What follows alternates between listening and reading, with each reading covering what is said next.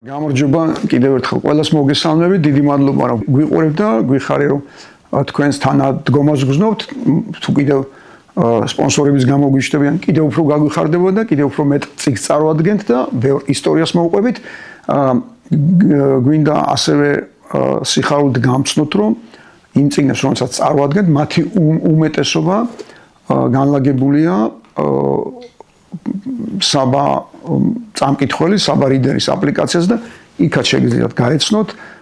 მიხარია რომ ამის შესაძლებლობა მაქვს და ყველას მადლობა, ვინც გჩუქნის ამ შესაძლებლობას ვისაუბროთ წიგნების შესახებ. ჩვენ ძირითადად ვსაუბრობთ ახალი წიგნების შესახებ, თუმცა დღეს ვისაუბრებთ ძველი წიგნების შესახებ და პირველ რიგში მინდა ხოლმე მადლობა ვთქვა, როცა კარგ წიგნს აღმოვაჩნდეთ იმ ადამიანების მისამართით, ვინც ეს წიგნი მირჩია და მინდა ნათია ფანჯიკიძეს უთხრა მადლობა, მან აღმომაჩენინა ეს წიგნი და ეს ავტორი. წიგნს ქვია არავინ, მისი ავტორი არის ნინო ეპანაშვილი. საქართველოს ბოლო წლებში დატოვა მილიონზე მეტმა ადამიანმა ალბათ. მას შემდეგ რაც დამოუკიდებლობა აღვადგინა და განსაკუთრებით ბოლო წლებში ეს საშინელი კატასტროფული ვითარება გვაქვს. შემცირება შობადობის და გაზდა სიკვდილიანობის და ამას ემატება ჩვენი პრობლემა ამ ბოლო პერიოდის, ეს არის იმიგრაცია და მინდა რომ ადამიანებს უთხრა გულწრფელად და გულახდილად, რომ ყველა იმედი, ილუზია, წარმოდგენები, სტერეოტიპები, რომელიც არსებობს დასავლურ სამყაროსთან და ამ შემთხვევაში ამერიკის შეერთებულ შტატებთან დაკავშირებით, შეიძლება აღარ აღმოჩნდეს ისეთი, როგორიც ჩვენ გვაქვს და როგორიც წარმოგვიდგენია, იმიტომ რომ იქ ცხოვრება, რასაკვირველია, იქაური წარმატება არის განპირობებული მხოლოდ განსაკუთრებული შრომის შემთხვევაში. რა თქმა უნდა, ფინანსურად ეს რეალურია, რომ იმდენი გქონდეს შემოსავალი, რომ აქაც ვარჩინოთ ოჯახები და ასე ხდება კიდეც ბოლო წლები, რამდენიმე ათეული წელი სწორედ ასე ხდება და ძირითადად ქალები აკეთებენ ამას და აქ დარჩენენ ოჯახის წევრებს, მაგრამ ეს ძალიან დიდი და ტიტანური შრომის ფასად და რა თქმა უნდა ამას მინუსიც აქვს, იმიტომ რომ ეს ადამიანები ხშირად ამ ათეული წლების მანძილზე მოწყვეტილი არიან თავიანთ ოჯახებს, თავის გარემოს და ამ წიგნის ავტორის ამბავის და თავგადასავლის არის ნამდვილი ამბავი. ანუ ეს არის ავტობიოგრაფიული წიგნი ერთგვარად, რადგან მასში ნინო აღწერს თავის ცხოვრებას ამერიკის შეერთებულ შტატებში. სხვაშორის მინდა მადლობა უთხრა მას, რომ ეს კარგად გამოსდის, იმიტომ რომ წიგნის გამომცემლობა აზრი არის ამ წიგნის გამომცემი, მაგრამ შესავალში აღნიშნულია, რომ თვითონ ნინომ ავტორმა ეს წიგნი დაწერა ლიტერატურული სახელოსნოს დახმარებით. ეს არის ლიტერატურული სახელოსნო, რომელსაც უძღვება გურამ მეგრელიშვილი, თავად შესანიშნავი მწერალი, მაგრამ მე მინდა სიმართლე ვთქვა, რომ ადამიანმა რომ გადაწყვიტოს, რომ გახდეს მწერალი, ვერცერთი უნივერსიტეტი დარწმუნებული ვარ, ვერ უშველის, იმიტომ რომ მწერალი ან ხარ, ან არ ხარ და რა თქმა უნდა, ეჭვია მეპარება გურამ მეგრელიშვილის დიდ სტატუსში, მაგრამ მე მაინც მგონია, რომ ნინო ეპანაშვილის დიდი დამსახურება უფროა, რომ ამ წიგნს სიამოვნებით კითხველი, ყოველ შემთხვევაში მე დიდი სიამოვნებით წავიკითხე მიუხედავად იმისა, რომ წიგნი არის საკმაოდ სევდიანი, შეიძლება ითქვას სევდიანზე მეტიც და გარკვეულწილად ტრაგიკულიც, იმიტომ რომ რაც მე სიამოვნებ და ამის ამოკითხვა და დანახვა წიგნის კითხვის დროს ასე მემართება ხოლმე, ყველაფერს ხედავ, რასაც ავტორი აღწერს და ეს არის მართლა უნიკალური ქალაქი ნიუ-იორკი მაგ მხედველობაში, ვინც ყოფილა ერთხელ მაინც სრულად დამეთანხმდება, იმიტომ რომ მე მგონი არ არსებობს სამყაროს ისტორიაში ადამიანი, რომელიც ნიუ-იორკში აღმოჩნდება და სხვა შთაბეჭდილება დარჩება ამ საოცრებისაგან. იმდენად მტევადია და იმდენად მრავალფეროვანია, იმდენად უცნაურია და გენიალური, იმდენად ღია ეს ქალაქი ადამიანებისთვის, მთელი მსოფლიო და მთელი სამყაროდან, რომ მგონია, რომ ყველა პოულობს თავის ადგილს. ის აღწერს სწორედ იმ სამსახურს, რომელიც ძირითადად აქვს ჩვენს ქალებს, ძალიან ბევრ ქალს, არა მხოლოდ ამერიკის შეერთებულ შტატებში, საბერძნეთი იქნება, თურქეთი იქნება, იტალია თუ ასე შემდეგ, სადაც ისინი უვლიან როგორც წესი ასაკოვან ადამიანებს, რა რთულია სინამდვილეში ეს ყველაფერი და გასაგებია, რომ იმ ქალების, იმ ქართველების უმრავლესობა, ვინც ამას აკეთებს სხვის გამო. ეს არის ძალიან თავგანწირული, ძალიან ერთგული და დიდი სიყვარულით სავსე ადამიანების შრომა სინამდვილეში, იმიტომ რომ ამას ყოველთვის სხვებისთვის აკეთებენ, ეს მოთმენაც, ეს შრომაც, ეს ტიტანური შრომა და ყველა დარდის და სევდის ატანა რაც მათ ხდებათ ამ სამსახურებში. რა თქმა უნდა ხდება იმის გამო რომ მათ ანაზღაურებას ვიღაც ელის საქართველოში და ყოველთვიურად თუ ყოველკვირეულად უგზავნიან თავისი ხელფასიდან თავისი ჯამაგირიდან ზოგჯერ თლიანათაც კი და ნინოს თავგადასავალიც არის ამ ბიოგრაფიის ნაწილი და ძალიან მომინდა ამ ადამიანის გამხნევება და მივხვდი რომ ეს არაშემთხვევითი სათაური არავინ მინდა რომ დარჩეს უბრალოდ წიგნის სათაურად და ყველა ამ ქართველმა ყველა ამ ადამიანმა ყველა ამ ქალმა პირველ რიგში იცოდეს ზუსტად და კარგად რომ ჩვენთვის ისინი არ შეესატყვისებიან ამ სათაურს რაც ნინოს წიგნს აქვს პირიქით ისინი ჩვენთვის ყველაფერი არიან იმიტომ რომ მართლა არა მხოლოდ ჩვენი ქვეყნის სამყაროს არსებობა ზუსტად ასეთ ადამიანებზე დგას ვისაც შეუძლია მაქსიმუმზე მეტი გაიგოს სხვისთვის და სხვა ადამიანისთვის და არა აქვს მნიშვნელობა ამ შემთხვევაში ოჯახის წევრია ძმა არის და არის დედა თუ მამა შენ მაინც საკუთარ სიცოცხლეს სხვისი ბედნიერებას, სხვის სიხარულს, სხვისი პრობლემის მოგვარებას რო ახმე, უკვე ნამდვილი გმირი ხარ. ჩემთვის ამას ნიშნავს გმირი, ვისაც ეს შეუძლია გაღება სხვისთვის უშურველად და სულად უანგაროდ. ამიტომ დიდი მადლობა ნინოს, ძალიან მინდა რომ გავამხნევო მასავით უამრავი ადამიანი, ვის შრომასაც, ვისი ცხოვრებასაც ახლავს ძალიან დიდი სევდა, ბევრი ტკივილი. ქვეყანა მართლაც გენიალური და გადასარევი გვაქვს, ჩვენ არ გვაქვს კარგი სახელმწიფო სამწუხაროდ და მინდა ძალიან, მინდა მithumedas ამ წიგნის წაკითხვის მერე მომინდა რომ ჩვენ ისეთი სახელმწიფოც ვიყოთ, საიდანაც არავინ არ სადარწავა ბედის საძებნელად, არ წავა სამსახურის საძებნელად, არ წავა იმისთვის რომ რეალიზაცია მოახდინოს საკუთარი შესაძლებლობების და იყოს ბედნიერი, იმიტომ რომ დარწმუნებული ვარ რომ რასაც არ უნდა მივახციოთ სხვაგან, როგორ ხელფას, ფინანსურ კეთილდღეობას ან სხვა უსაფრთხოებას და შემდეგ ქართველის ბედნიერება მაინც საქართველოში და საქართველოს გარეშე ქართველის ბედნიერება არ არსებობს. დღეს კიდევ ერთი წიგნის წარდგენა გსურს, რა თქმა უნდა თქვენი დახმარებით, ვინც უკვე გამოიწერეთ ჩვენი YouTube არხი და ძალიან გვიხარებთ წიგნების წარდგენის შესაძლებლობა გვაქვს. ამ წიგნების წაკითხვა შეგიძლიათ რა თქმა უნდა ასევე აპლიკაციაზე, რომელსაც ქვია საბას წამკითხველი, საბა reader და რასაკვირველია თქვენი დახმარებით ჩვენი შემდეგი ეპიზოდიც იარსებებს. ამიტომ გიხდით ყველას მადლობას კიდევ ერთხელ და დღეს წარმოგიდგენთ წიგნს, ახალ წიგნს, ეს არის ჩემთვისაც აღმოჩენა დეივიდ ლინჩის ავტობიოგრაფიული ნაწილობრივ წიგნის, რაც ის საუბრობს თავისი შემოქმედების ცხოვრების იდეების შესახებ. დიდი და გენიალური ამერიკელი კინორეჟისორი დეივიდ ლინჩი ქართულად არ ვიცოდი რომ ეს ასეთი წიგნი არსებობდა, ძალიან გამიხარდა რომ აღმოვაჩინე და მინდა მადლობა უთხრა გამომცემლობას, რომელსაც ინდიგო ქვია და ვისი დამსახურებაც ამ წიგნის გამოცემა. რასაკვირველია თარგმნელს თამარ აბუაძეს და მე განათლებით კინომცოდნე ვარ და კინო განსაკუთრებით მიყვარს გასაგებია და მათ შორის ჩემთვის დეივიდ ლინჩი არის ერთ-ერთი ყველაზე დიდი მოვლენა. მე რასაკვირველია როგორც მისი მაყურებელი ასე ვიტყოდი, მაგრამ სიამოვნებაში მე არ ვარ გამონაკლისი და არაფერს განსხვავებულს არ ვამბობ, იმიტომ რომ არა მხოლოდ ჩემთვის, არამედ ნებისმიერი კინოთი დაინტერესებული ადამიანისთვის, ვისაც უნახავს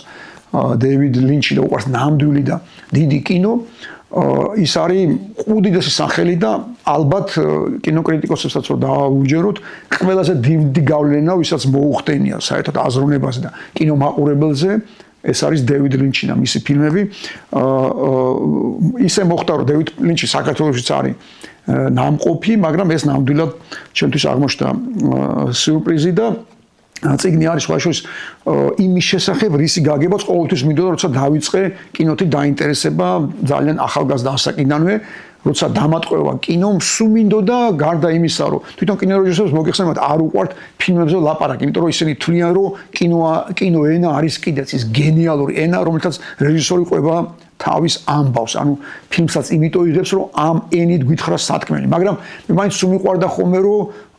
გამეგო უფრო მეტი, ანუ მათი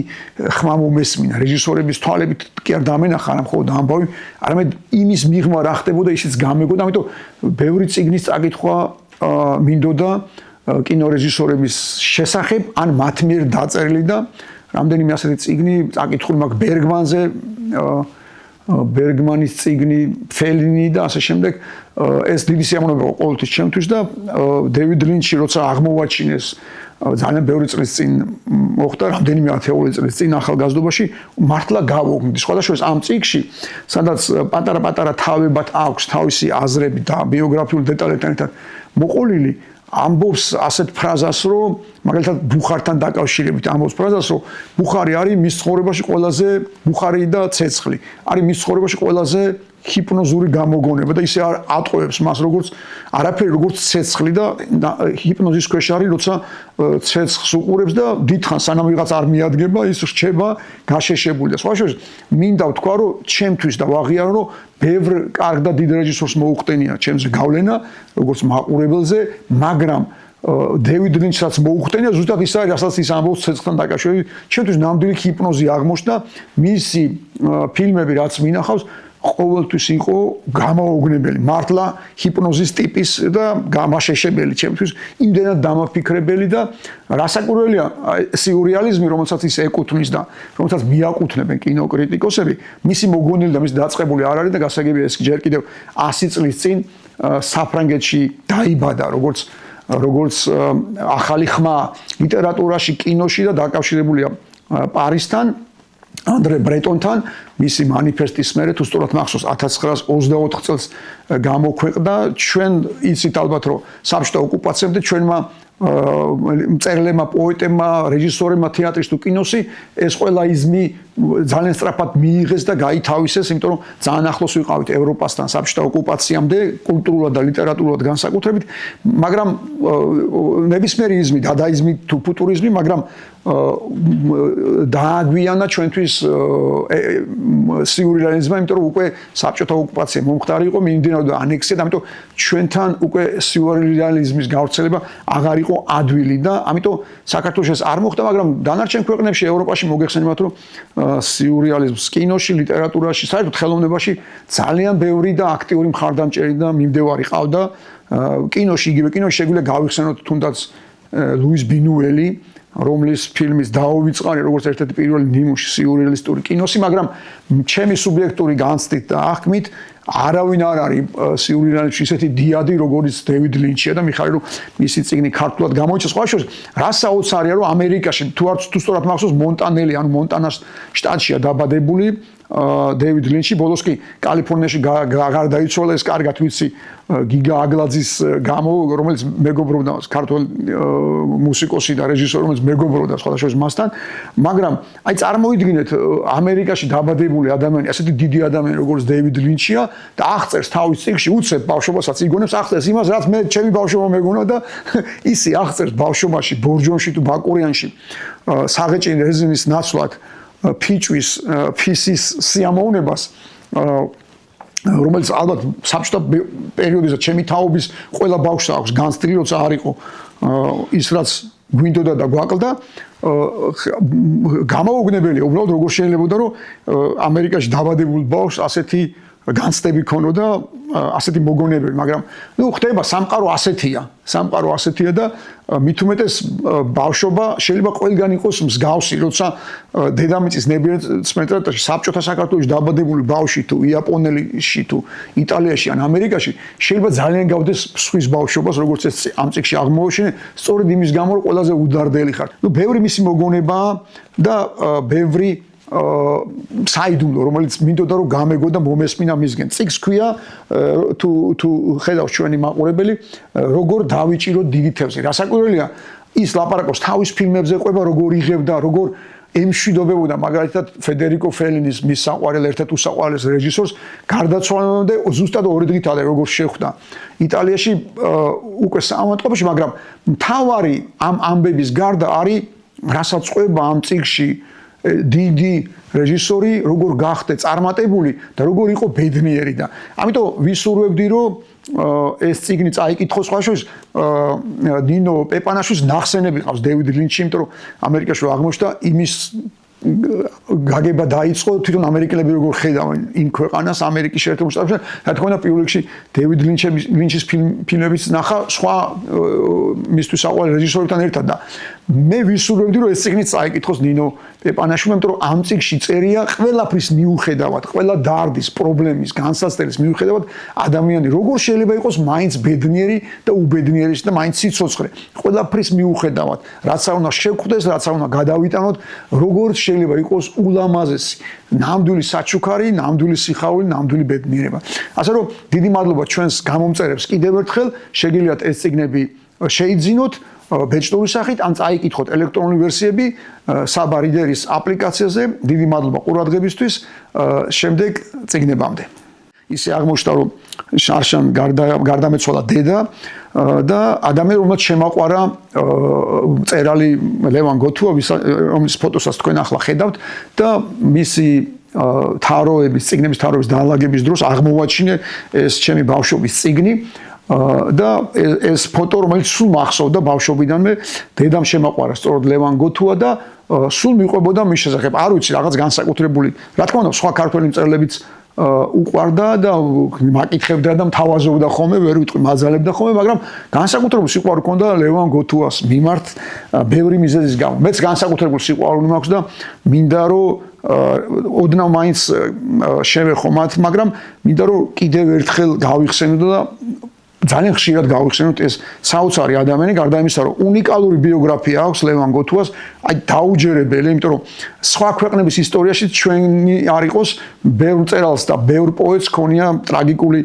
თავგადასავალი, მძიმე და რთული ცხოვრება, ბევრს გამოვლილი აქვს ციხე და საპყრობილე,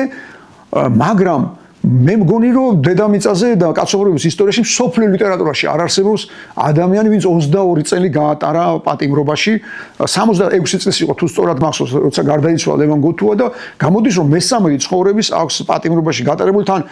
ეს არის სხვა პატიმრობა ეს არ არის რა თქმა უნდა ჩვეულებრივი ციხე ეს არის ნამდვილი წამება რაც მას და ტანჯვა რაც მას გამოვლილი აქვს იმიტომ რომ ეს 22 წელი გაატარა შორეულ რუსეთში, ციმბირში და ყველაზე სასტიკი რეჟიმის ციხეებში და მოუწია გადასახლებაც და სხვადასხვა დროს არაერთხელ იყო დაპატიმრებული, თუმცა ძალიან ახალგაზრდა იყო, როცა პირველად დააპატიმრეს, სრულიად ახალგაზრდა 1924 წელს 29 აგვისტოს იმ დღესვე, როგორც კი დაიწყო აჯანყება, რადგან ის იყო პატრიოტი ქართველი ეს არის ელგუჯა მაღრაძის წიგნი სხვათა შორის უნდა ვთქვა რომელიც გამოსულია რომელიც გამოიცა ლევან გოთუას გარდაცვალებიდან ძალიან მალე და ეს არის ჯერ კიდევ საბჭოთა პერიოდი ანუ 1975 წელს არის გამოცემული ეს პატარა წიგნი როცა ბატონი ელგუჯა ვერ შეძებდა ყველაფრის თქმას მის შესახებ და ამ წიგნში ვერ დაწერდა ან თუ დაწერდა უბრალოდ არ გამოსცემდნენ და მას როგორც ჩანს ძალიან უნდოდა რომ ლევან გოთუას შესახებ დაეწერა წიგნი და მის შესახებ ეთქვა ის რაც ამ წიგნში წერია და მეტი ეთქვა ალბათ მომავალში მაგრამ ეს არ დასცალდა მას იმიტომ რომ საბჭოთა პერიოდში როგორც გითხარით შეუძლებელი იყო წერალზე იმის მოყოლა, იმის თქმა მწერლის შესახებ, რაც მის ბიოგრაფიაში იყო და ლევან გოთუა სხვა შორის საბჭოთა პერიოდში გამოდიოდა წიგნები ყოველთვის ასე იყო ხოლმე თუ გახსოვთ ძველი თაობის მკითხველებს ახსოვთ ან წინა თქმა ქონდა წიგს ან ბოლო თქმა და წერლის შესახებ არც ერთი მისი საბჭოთა პერიოდში გამოცემული წიგნი არ არის ასეთი ტექსტით გამოცემული იმიტომ რომ ვინ იყო და 22 წელი გაატარა 22 წელი წარმოგიდგენთ ესე იგი რა საოცრება და სხვა შორის ის წიგნი რომელიც ყველაზე პოპულარულია მის შემოქმედებაში გმირთავ არამს გულისხმობ დაწერილი აქვს ბოლო პატიმრობის დროს დაიწყო როცა ესე იგი უკრძალავდნენ წერას, ამაზე დიდი ტანჯვა რა უნდა იყოს მწერლისთვის, რომ წერას და კითხვას გიგრძალავენ და წერდა შეისწავლა ელექტრიკოსი გახდა, ელექტროობა შეისწავლა და ესე იგი საპატიმროს ტერიტორიაზე, ბანაკის ტერიტორიაზე გააკეთა ბუნაგი, სადაც იყო წარწერა სასიკვდილო, არავინ არ შედიოდა. იგი მთელი დღე იქ წერდა და იქვე ინახავდა და მე ქართველ ყოფილ პატიმრებს, რომლებიც გადასახლებაში იყვნენ ციმბირში, გამოქონდათ მორებს გამოღრუწდნენ ამ ხელნაწერებს აწყობდნენ და აკრძალავდნენ საქართველოში და ოჯახის წევრებთან მისი დები და ოჯახის წევრები ახარისხებდნენ მერე და აძლევდნენ სიმონ ჩიქოვანს შესანიშნავ პოეტს და შესანიშნავ ადამიანს სხვათა შორის რომელიც მერე დაახვედრა უკვე რომ დაბრუნდა ამ ბოლო პატიმრობიდან აი წარმოვიდა 22 წლიანი პატიმრობა წარმოუდგენელიც კი მე მგონი არავინ არ არის სოფლიოში ასეთი მწერალი რომ ამდენი წელი გაეტარებინოს ციხეში მწერალს და სხვა ეს მისი წიგნები აი იმის გამო რომ იცოდა რომ საბჭოთა რეჟიმი იყო და მას როგორც საბჭოთა რეჟიმისთვის და საბჭოთა ხელისუფლებისთვის მიუღებელ ადამიანს არ გამოუქვეყნდნენ შტაბ-შეშლებს არაფერი დაუწერია სხვათა შორის პატიმრობისა და არც ლაპარაკობდა თურმე არ უყვარდა საერთოდ ამაზე ლაპარაკი და მეცაც გეტყვით რა ტანჯვაც არ გამოიარა ხო არ გამოთქვა რომ წისქვილის ქვა არ და აი წისქვილის ყველანაირი ქვა დატრიალდა მის თავზე ისეთი ტანჯვა აქვს ისეთი წამება აქვს გამოვლიდა სხვა შორის სულად ახალგაზრდას გადახდა ის რაც 1924 წელს მოხდა რომ დააპატიმრეს იყო აბასთუმანში მამამისი პართენ გოთუა ილია ჭავჭავაძის მეგობარი და ასევე პუბლიცისტი, მწერალი და პედაგოგი შესანიშნავი დააპატიმრეს თბილისში. ერთმანეთის დაპატიმრების შესახებ არაფერი არ იცოდნენ და შემთხვევით მე მაშინ ჯერ კიდევ მეტეხის ციხე არსებობდა ეზოში სეინობის დროს აღმოაჩინეს. სხვა შეს მოხდა საოცარი ამბავი რომ დასახელდათ რომ გამოიძახეს გოთუა მიიყვანეს ესა მამამისი პართენ გოთუა იმიტომ რომ უთხრა რომ მიხვდა რომ ესა შეიძლება შვილი დაეხრიტა და თვითონ გამოიჩინა ეს ინიციატივა გასაგებია რომ ერთი გოთუა დაეხრიტა და უფროსი მაგრამ ესა ხელისუფლება მოითხოვა ლევან გოთუას დახვრეტა ანუ შვილის დახვრეტა და მე ისე მოხდა რომ ადამიანმა ვინც ციხის თანამშრომელი იყო აი წარმოგიდგენთ ციხის თანამშრომელმა თქვა რომ ამბის 20 წლის ბიჭი იყო ამბის ვერ დაგახვით მე დამხრიტეთო და მოკლედ ეს ამბავი მე სხვა შორის გამოიყენა უგზო ქარავანი ქვია ესეც გადასახლებაში აქვს დაწერილი იმიტომ რომ თბილისში რომ დაბრუნდა არ მისცეს უფრო რომ თბილისში ეცხოვრა და წალკაში ცხოვრობდა და ჯერ მე ბოლნიში ნუ თბილისში არ ქონდა ცხოვრება ოჯახთან ერთად ცხოვრების უფლება და უგზო ქარავანი აქვს მე დაწერილი სადაც გიორგი სააკაძის ამბავი აქვს აღწერილი ასე მოხდა მისი ვერსიით ეს ალეპოში სადაც სიკვდილი დასაჯეს გიორგი სააკაძეს მას ახლდა 40-მდე ადამიანი მისი ერთგული და მათ შორის იყო მამაშვილი სადაც მამამ ასევე როგორც მის ცხოვრებაში სინამდვილეში მოხდა მეტეხის ციხეში მამამ შვილის ნაცვლად გადაწყვიტა რომ გაეღო თავისი სიცოცხლე და შვილი გადაერჩინა მოკლედ იმის თქმა მინდა რომ ამ ადამიანმა საშინელებები გამოიარა საშინელებები ჯერ კიდევ ძალიან ახალგაზრდა ასე კიდე 22 წელს მე დაბრუნდა მაგრამ დაბრუნდა ყველაზე კეთილი ყველაზე ლაღი ყველაზე ბედნიერი და არა გაბოროტებული სიკეთით სავსე წარმოუდგენელი რამე რაც ამ ადამიანის ცხოვრებაში მოხდა ვერაფერმა ვერ გააბოროტა და არაფერი არ ქონდა სამყაროს მიმართ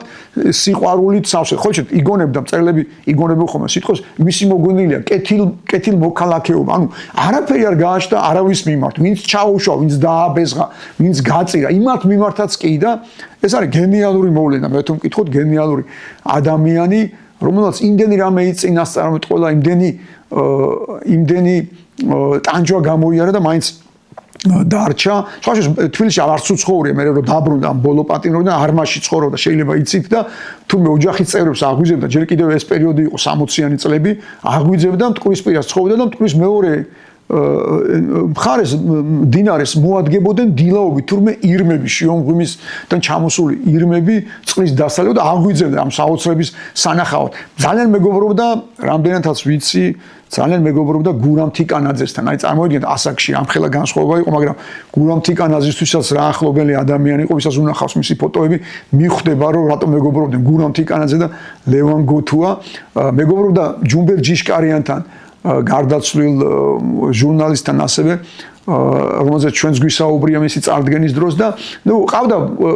სიმონ ჩიკოვანი უკვე ვახსენეთ საოცარი ადამიანი სხვა შორის სიმონ ჩიკოვანის გარდაცვალებას ერთ დღეში შეეწირა მისი მეუღლე ასეთი უცნაური ამბავი მოხდა დარდისგან მოკვდა ერთ დღეში და გულზე როგორც მან დაიბარა გულზე დააბნიეს მოაბნიეს მეუღლის კალბატონი მარიკას ფერფლი სიმონ ჩიკოვანს და ესეც მისი მეგობარი იყო. ნუ მოკლედ იმის თქმა მინდა რომ ეს ადამიანი არის უნიკალური მოვლენა. ახლაც ჩვენ ამ ქვეყანაში უამრავი პრობლემა გვაქვს, უამრავი პატიმარი გვაქვს, ყველაფერს თავი დავანებოთ და ყველას მინდა რომ უთხრა ხოლმე, ყველა გასამხნელებლად პირველ რიგში საკუთარ თავს, რომ არ არსებობს პრობლემა, არ არსებობს დარდი, არ არსებობს ტკივილი და წამება, რომელიც არ გაუვლია ლევან გოთუას, მაგრამ არაფერმა არ იმოქმედა მასზე რომ ის პიროვნულად შეცვლილი იყო და რაღაც დარჩა, ისეთივე ღია დარჩა, ისეთივე მიმდობი, პატიოსანი, კეთილი და სიყვარულით სავსე, როგორც დაბადებიდანვე იყო და როგორც მას აღწერენ მისი ახლობლები, სხვა შორის მისი ოჯახის წევრებს დას აქვს დაწერილი წიგნი ცხოვრება ლევან გოთუასი და ვუსურებ რომ ჩვენს ახალი თაობის მკითხველებსაც ჰქონდეთ შესაძლებლობა რომ წაიკითხონ მისი წიგნები მისი თავგადასავალი მისი მაგალითი როგორც გენიალური ფურცელი საქართველოს ისტორიაში და რაც თავარია შეუძლიათ როგორც ბეჭდური წიგნების წაკითხოთ რომ ცოტა გამოდიოდა მაშინვე მაგალითად მისი პიესა ვახტანგ ტაბლიაშვილი მარჯანიშვილის თეატრში რომ დგამდა მის პიესას სახელს და გვარს არ ამბობდა იმიტომ რომ ლევან გოთუა აკრძალული იყო ამიტომ მისი წიგნებიც გამოდიოდა ძალიან მცირე ტირაჟით მაგრამ ხდებოდა იყო დიდი მოთხოვნილება და ამიტომ ოჯახებში არის დარჩენილი მისი ძველი გამოცემა მაგრამ ბევრი არ არის და შეგვიძლია ვიყოთ ახალი გამოცემების იმედზე და რაც თავარია შეგვიძლია რომ ეს წიგნები წავიკითხოთ აპლიკაციაზე რომელსაც ქვია საბა რიდერ საბას წამკითხველი და დიდი მადლობა მინდა უთხრა კიდევ ერთხელ ადამიანებს ვინც უკვე გამოიწერა ჩვენი YouTube არხი და ვისთვისაც წიგნი არის წყალივით და ჰაერივით საჭირო მნიშვნელოვანი აუცილებელი დიდი მადლობა ყველას და მომავალ შეხვედრამდე